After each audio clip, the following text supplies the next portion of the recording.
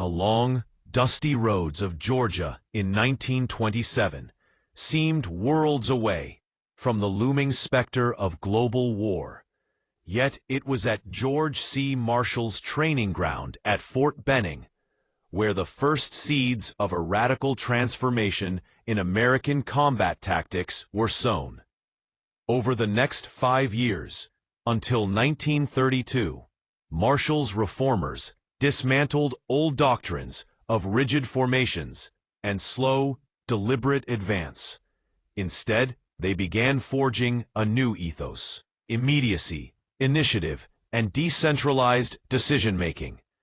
In the days before this revolution, many armies, including America's, still trained soldiers to hold lines, dig in, and await orders before responding. Attack meant formation, planning, massed strength. But Marshall and his cadre had seen something different in the aftermath of the Great War. Battles often hung on speed, on the ability of small units to respond in the moment, even in chaos.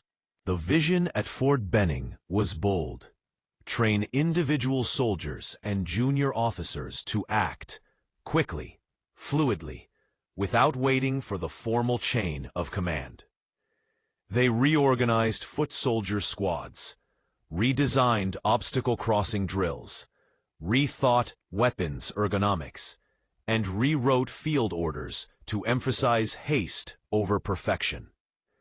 Exercises in rough terrain, forced marches under stress, live fire drills at dawn, all were designed to replicate the shock of real battle. But the most radical change was philosophical.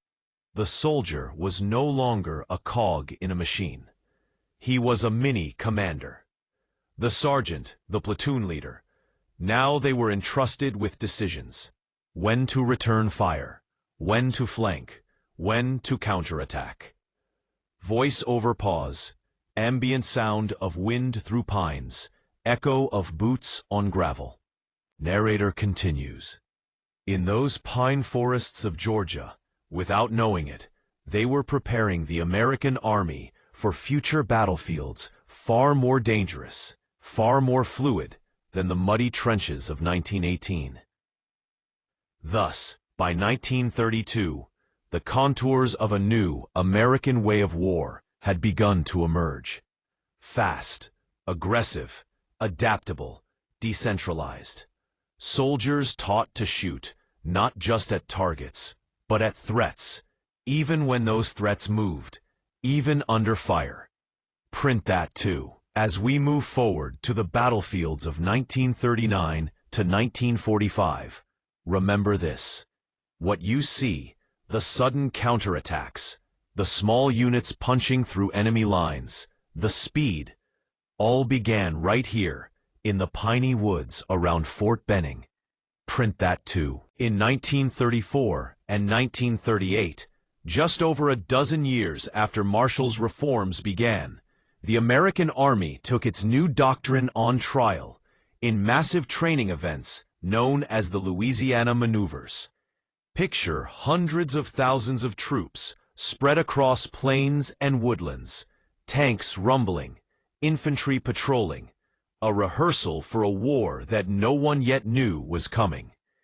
The maneuvers tested everything: unit coordination, rapid advances, communication under stress, on-the-spot decision flows when radio or telephone lines were down. Commanders watched carefully.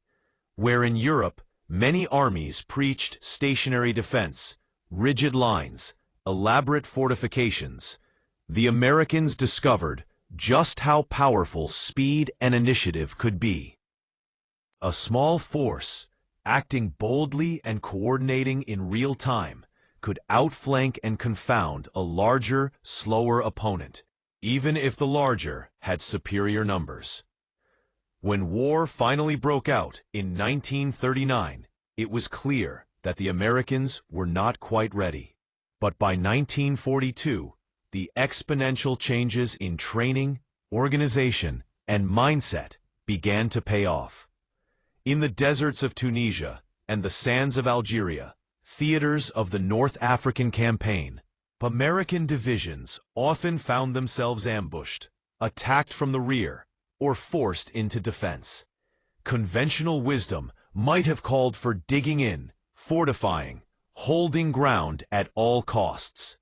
Instead, draw first blood. The American default reaction? Counterattack. Here, under blazing sun and swirling sand, Marshall's doctrine was proven. Armored units, light tanks, reconnaissance, mechanized infantry moved quickly to encounter enemy thrusts and push them back. Infantry units, trained to respond without delay, sprang into action. The result, what looked like a defensive posture, became suddenly offensive. Confusion reigned among Axis units unprepared for this kind of instantaneous, decentralized reaction. Voiceover tone shifts. The deserts of North Africa became the first proving ground of a doctrine forged in a pine forest far away. A doctrine that valued speed, initiative, and ruthless, immediate response. By mid-1943, the American way, once theoretical, was becoming battlefield reality, and soon it would meet its greatest test yet, the brutal, frozen winters of the Ardennes, the stage for Europe's largest land battle since 1918. In the frozen darkness of December 1944, when the Ardennes forest lay buried under snow and fog, the German High Command executed its last desperate gamble of World War II. What came to be known as the Battle of the Bulge was not only a clash of armies, it was a direct confrontation between radically different military doctrines. At the center of this storm stood the American principle of immediate counteraction, forged years earlier under General Marshall's reforms. The attack began suddenly, under a sky choked with snow and the thunder of artillery. German armored divisions smashed into thin American lines. Units were pushed back, communications collapsed, and entire regiments found themselves isolated. On paper, a collapse seemed inevitable, but the Americans responded with the same doctrine that had reshaped their training at Fort Benning. Act immediately, counterattack fast, and do not wait for perfect information. Small platoons, scattered across the forest, made independent decisions to block crossroads, delay armored thrusts, or strike at exposed flanks. Lieutenant colonels and captains issued orders on the ground, without waiting for corps-level approval. Even soldiers trapped behind enemy lines formed pockets of resistance, firing, withdrawing, and returning fire again. Every action bought precious minutes, and every minute slowed the German advance. Among these moments of defiant resistance, one town rose to legendary status: Bastogne.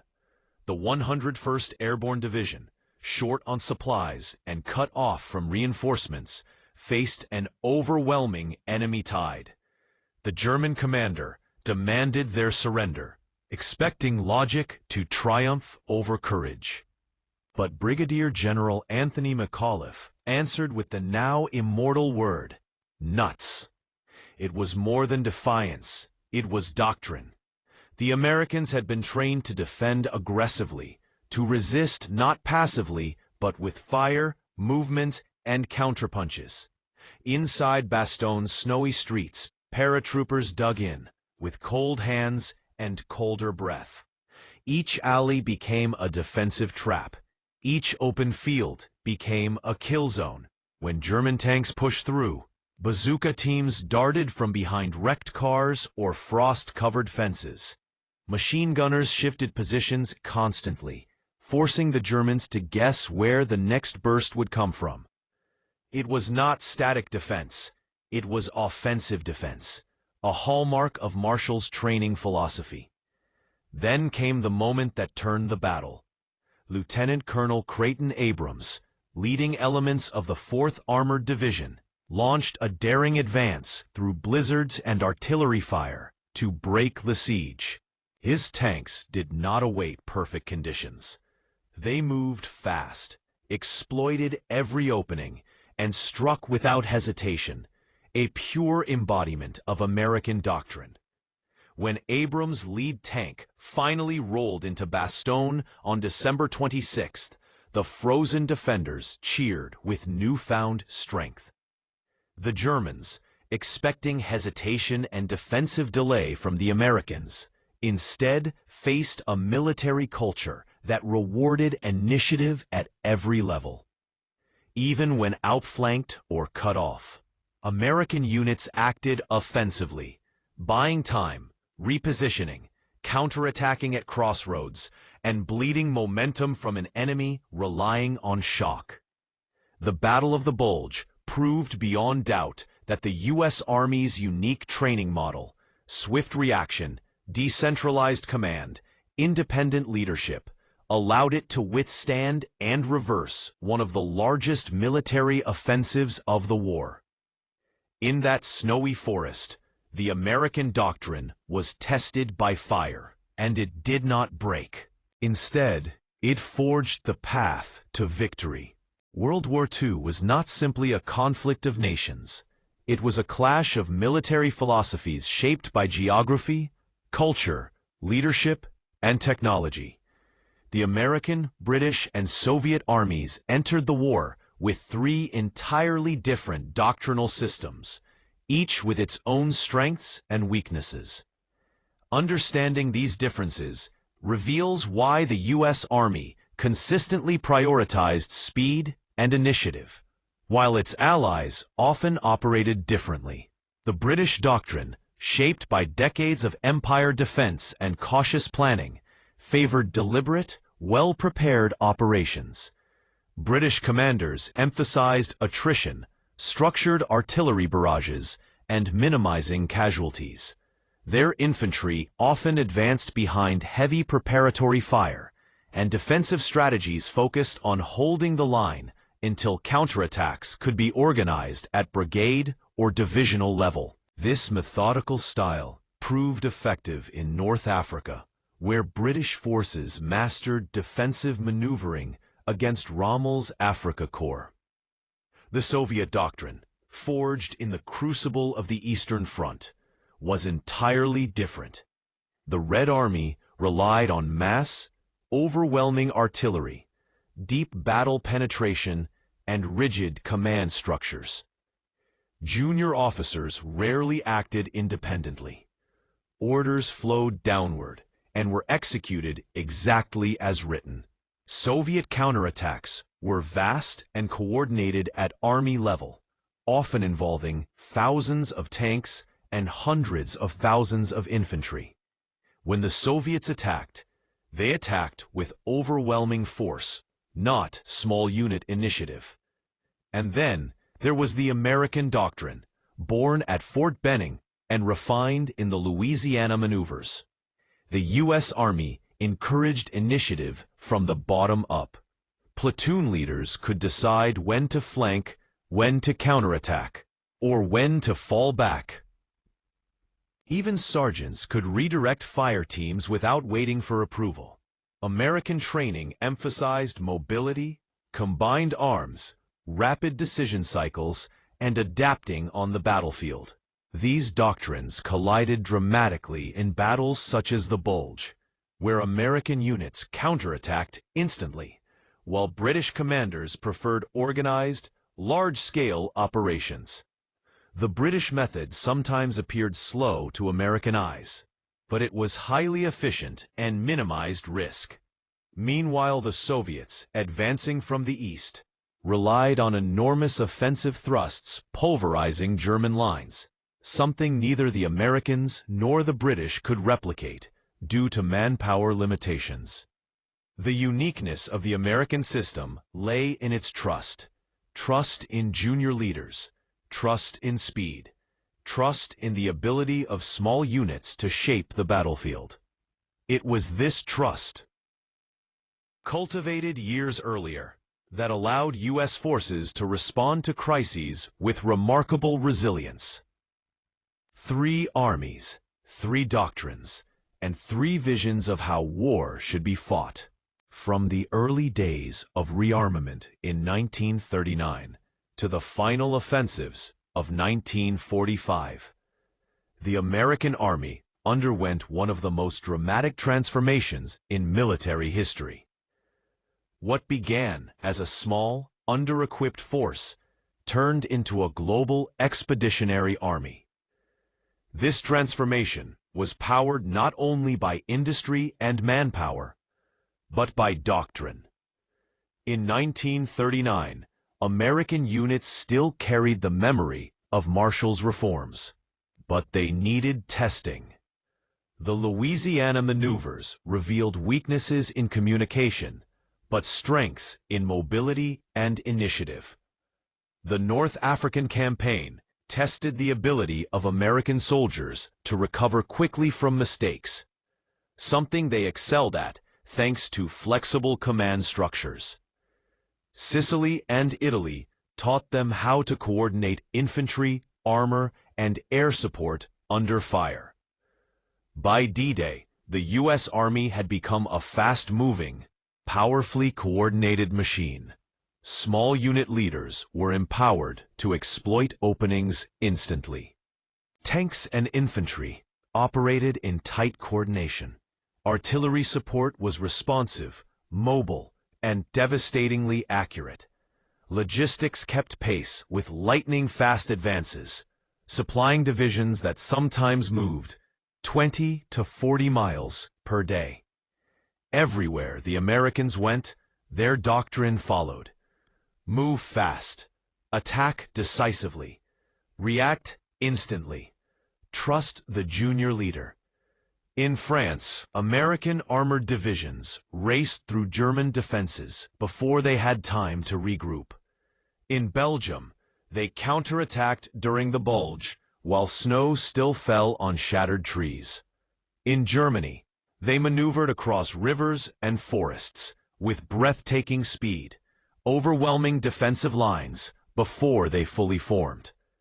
By 1945, the American style of warfare, built on initiative, mobility, and decentralized decision-making, became a blueprint for modern military training worldwide.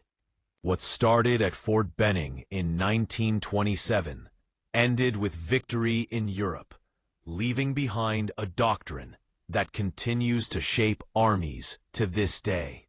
In the early decades of the 20th century, long before American soldiers stormed the beaches of Normandy or dug in at Bastogne's frozen crossroads, a transformation was unfolding inside the United States Army. It did not begin with tanks or aircraft, nor with industrial might or battlefield triumphs. It began with an idea, a radical rethinking of what a soldier should be, how a unit should move, and what it meant to fight. This idea was championed by a quiet, meticulous officer whose strategic mind would reshape the American way of war. His name was George C. Marshall. Between 1927 and 1932, at Fort Benning, Marshall set into motion changes that would reach their ultimate test during the darkest hours of World War II. This is the story of how an entire military culture was rebuilt. One decision, one drill, and one doctrine at a time. During the interwar years, many global powers still held fast to the lessons of World War I. Their armies relied on rigid formations, static trench lines, mass assaults timed to the minute, and officers who issued orders from far behind the front. But Marshall, who had studied that war in excruciating detail, saw its flaws clearly. He understood that future wars would be fast, chaotic, and fluid. Soldiers would not have the luxury to wait for high command. Decisions would need to be made instantly, on the ground, under fire, often with incomplete information. So Marshall redefined everything. At Fort Benning, he developed a new training philosophy: give responsibility downward. This meant trusting platoon leaders, squad leaders, even privates, to act without waiting for permission. Small units practiced improvisation. Live fire exercises forced them to move, think, and adapt under stress.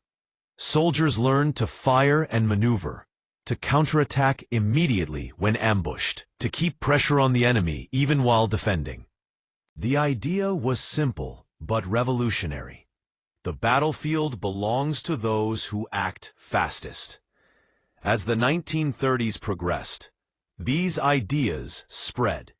The Louisiana Maneuvers tested them on a grand scale, exposing weaknesses but also revealing enormous strengths.